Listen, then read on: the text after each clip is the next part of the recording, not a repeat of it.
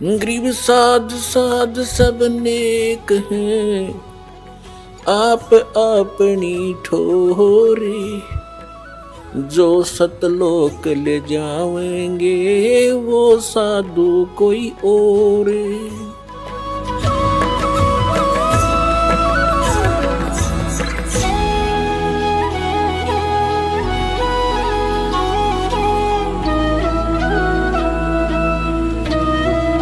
दंडवतम गोविंद गुरु, बंधु अभिजन सोहे, पहले भय प्रणाम तिन, नमो जो आगे ओए। पुण्यात्माओं, ये दामा खेड़ा वाले कबीर पंथी जो आदरणीय धर्मदास साहिब जी के वंशज हैं, उनसे प्रश्न किया जाता है कि क्या आप वही नाम दान करते हो जो परमेश्वर कबीर जी ने आदरणीय धर्मदास साहिब जी को दिया था। तो ये कहते हैं हाँ, ये हमारी परंपरा में वही नाम चला आ रहा है। फिर इनसे प्रश्न करते हैं कि सार नाम, सतनाम, आदि नाम, सार शब्द ये क्या वस्तु है। तो ये कहते हैं जो हम मंत्र देते हैं, अदर नाम, अमर नाम, पाताल सब, सिंधु नाम, कहते ये है वो सार शब्द, और यही सतनाम है, ये 5 नाम है। और फिर इनसे कहते हैं कि धर्मदास साहिब जी को परमात्मा कबीर जी ने कहा था कि धर्मदास मेरी लाख दुआई, ये सार शब्द कहीं बार ना जाई, सार शब्द बार जो पढ़ी, या बिचली पीढ़ी हंस नी तरही। और सार शब्द तब तक छुपाई जब लग 12 पंथ मिट जाए। अपने आत्माओं, ये कितना भ्रमित करते हैं। परमात्मा कबीर जी ने धर्मदास जी से कहा था कि धर्मदास मेरी लाख दुहाई, और ये सार शब्द कहीं बार न जाई। तो इनके पास कहां से आ गया। ये कहते हैं हमारी परंपरा में चला आ रहा है। कबीर साहब ने जब मना कर दिया था कि इसको तब तक छुपाना जब तक ये 12 पंथ ना मिट जावे। अब ये 12 पंथ अब मिटेंगे। 12वां पंथ गरीबदास पंथ है, और तब तक तो एक भी पंथ ना चला था। तो धर्मदास जी ने कैसे खोल दिया आपके पास। ये कोरी झूठ बोलते हैं, स्वयं भी भ्रमित है और अनुयायियों को भी ये गुमराह किए बैठे। जैसे एक मोटा उदाहरण है, परमेश्वर कबीर जी ने इस सार शब्द को इतना कॉन्फिडेंशियल रखना था कि धर्मदास जी से कहा कि इसको कहीं बताना नहीं। फिर भी परमेश्वर ने सोचा ये कहीं ना कहीं गड़बड़ करना दे और मेरी सारी बात बिगड़ जा, काल का दाव लग जावे। तो परमेश्वर कबीर जी ने धर्मदास जी के द्वितीय पुत्र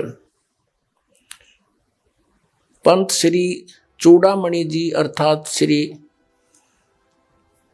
मुक्तामणि नाम साहिब जी को स्वयं दीक्षा दी और स्वयं ही आगे दीक्षा देने का अधिकारी गुरु पद पर विराजमान किया। धर्मदास जी पर विश्वास नहीं किया उन्होंने कि कहीं ये मोहवश मेरे इस अनमोल मिशन को फेल ना कर दे। ये घना नरमात्मा का है, इसको बहुत चिंता बनी रहती है अपने वंशजों की। बार बार कहता था कि आपने मना कर दिया है मुझे कि सार शब्द किसी को नहीं बताना, सतनाम भी नहीं बताना। और आप जी ने परमेश्वर मुझे 42 वंश का वरदान दे दिया कि मेरी 42 पीढ़ी तक मेरा वंश चलेगा। तो ये कैसे पार होंगे, ऐसे कहकर घना मायूस हो जाता था। परमात्मा को पता था कि यदि इसको मैंने आगे नाम देने का आदेश भी दे दिया तो ये अवश्य काम बिगाड़ देगा।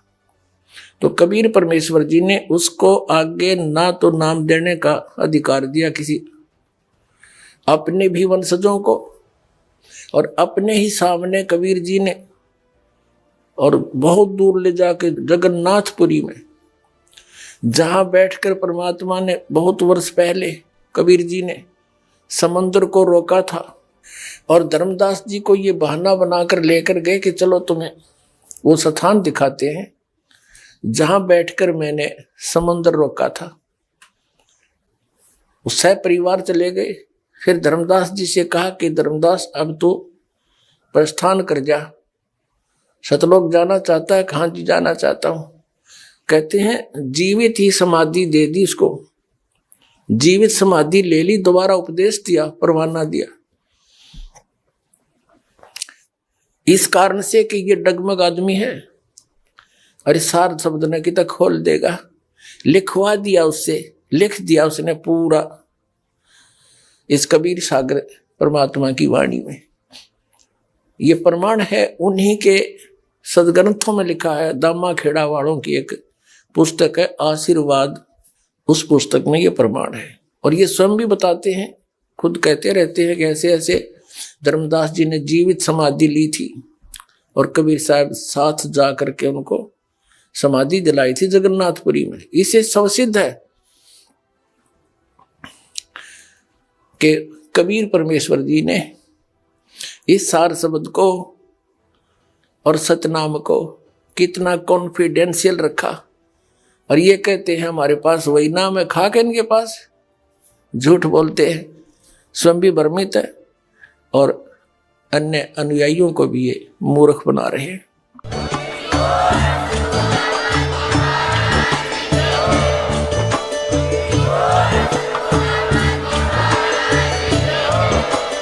आप सुन रहे थे जगत गुरु तत्वदर्शी संत रामपाल जी महाराज जी के मंगल प्रवचन। अधिक जानकारी के लिए विजिट कीजिए हमारी वेबसाइट www.jagatgururampalji.org। संत रामपाल जी महाराज जी के शुभ आशीर्वाद से पूरे विश्व भर में 500 से भी ज्यादा नाम दीक्षा केंद्र हैं, जिन पर संत रामपाल जी महाराज जी द्वारा ऑनलाइन निशुल्क नाम दीक्षा दी जा रही है। अपने नजदीकी नाम दीक्षा